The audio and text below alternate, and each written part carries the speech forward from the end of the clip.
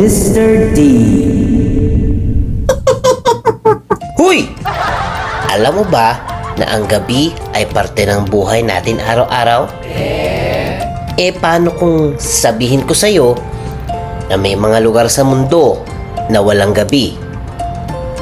As in, literal na araw, buong araw. Kahit gusto mo nang matulog, maliwanag pa rin.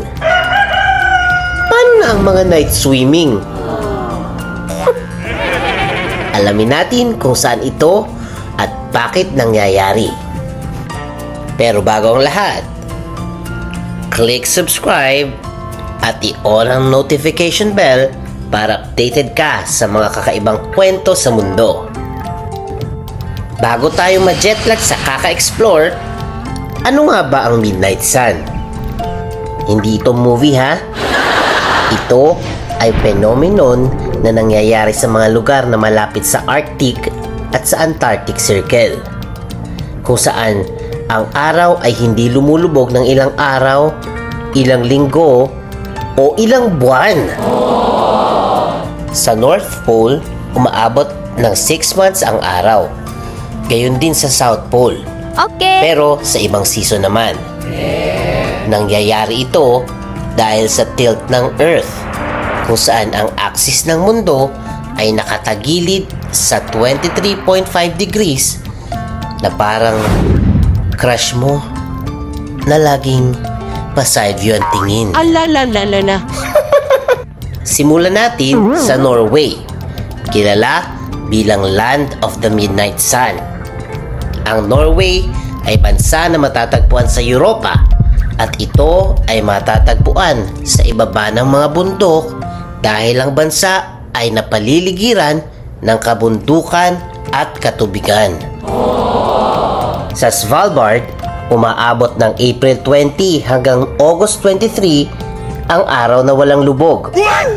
Ibig sabihin, 4 months na araw-araw ay may araw.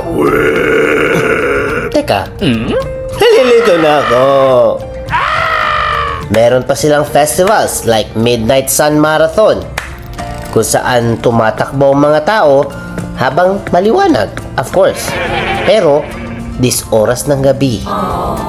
Maraming turista ang mga bumibisita tuwing gantong panahon para sa hiking, boating, at kahit midnight barbecues. Sarap nun!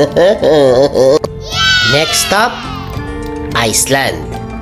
Lugar ng Northern Lights at Midnight Sun. Ang Iceland ay napakalaking isla na siyang isa sa pinakamalaking islang matatagpuan sa buong mundo. Wow!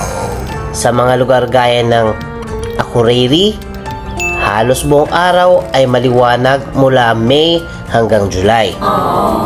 Sa June 21, summer solstice, ang araw ay nasa langit ng halos 21 hours.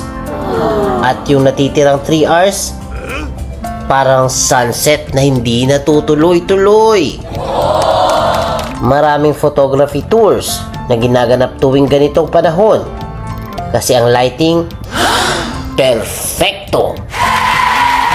Literal na golden hour buong gabi. Ang mga local activities, midnight horseback riding, glacier hiking, at nature baths. Parang spa date habang araw pa din. Wow. Walang mga multo dito kasi walang gabi.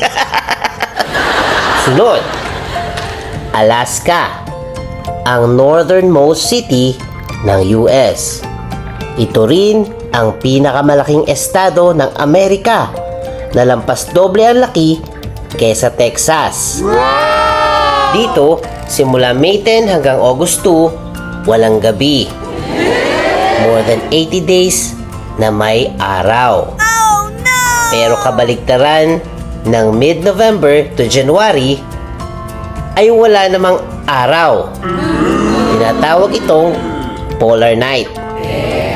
Maraming mga tao rito ang gumagamit ng light-blocking window covers at alarms na may fake sunrise effect para hindi sila malito kung anong oras na. Sa panahong ito, maraming pumupunta sa Alaska para mag-hiking, paddling, fishing, whale spotting, at masaksihan ang naglalakihang mga glaciers. Next ay Finland. Karamihan sa bahagi ng Finland ay nakakaranas ng walang humpay na sikat ng araw kahit sa 10 oras pa ng gabi tuwing summer season. Sa Lapland region, may 73 days straight na walang gabi magmula sa buwan ng Mayo na matatapos hanggang sa buwan ng Agosto. Ngunit sa panahon naman ng taglamig, kabaligtaran naman ang epekto nito. Ito rin ang dahilan kung bakit ang mga tao dito ay halos puyat o walang tulog. Dahil sa walang patid na sikat ng araw at tuwing winter naman, ay mas madalas ang kanilang pagtulog dahil 51 straight days na wala namang araw. Kung sakaling makapagbakasyon ka naman sa Finland ng autumn at spring season, ay ma-e-enjoy nyo ang makapigil hiningang Northern Lights o tinatawag na Aurora Borealis na nagliliwanag sa kalangitan. Pero sa halip na malito, ang mga Finns ay chill lang. So na culture nila ay pang-araw, pang-gabi, kahit pang-board. Anytime is sauna time. Oh yes. Ang mga summer activities dito ay midnight golf, kayaking, berry pickings, at yes, camping habang maliwanag pa rin ang paligid. Ang weird, no? Imagine mag-bonfire ka sa Finland pero maaraw. Sa atin, ang tawag doon ay pagsisiga. Canada, hindi lang maple syrup, may midnight sun din.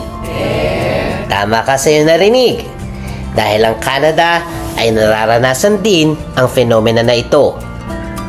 Ang Canada ay pangalawang pinakamalaking lupain sa mundo. May mga ibang lugar na umuulan ng snow sa ilang sandali ng taon, habang sa Northwest Territories ng Canada ay dumaranas ang lugar ng 24 hours na sikat ng araw sa loob ng 60 days o 2 buwan. Sa Inuvik, Yukon, may 56 days na tuloy-tuloy na may araw. May festival silang tinatawag na Inuvik Midnight Sun Fun Run. Running event ito tuwing gabi pero may araw pa rin. Sa Nunavut, isang remote Inuit territory, ang araw ay nananatiling visible kahit madaling araw. Kaya minsan, ang mga lokal ay nag-fishing pa din kahit 1 a.m. na. Whew! Marami ring indigenous traditions ang nag-a-adjust depende sa solar cycle, tulad ng hunting, gathering, at mga celebration ng mga rituals. O eto na, real talkan tayo. Okay. Ano ang epekto ng fenomeno na ito sa mga tao?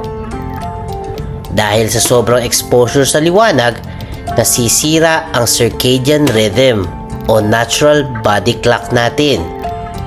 Madalas, magkakaroon ka ng insomnia, fatigue, kahit kakagising lamang ha?